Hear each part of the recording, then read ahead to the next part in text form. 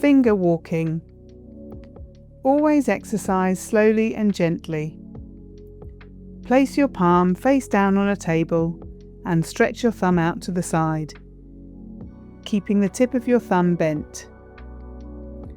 Slowly walk each finger in the direction of your thumb. Relax and start again.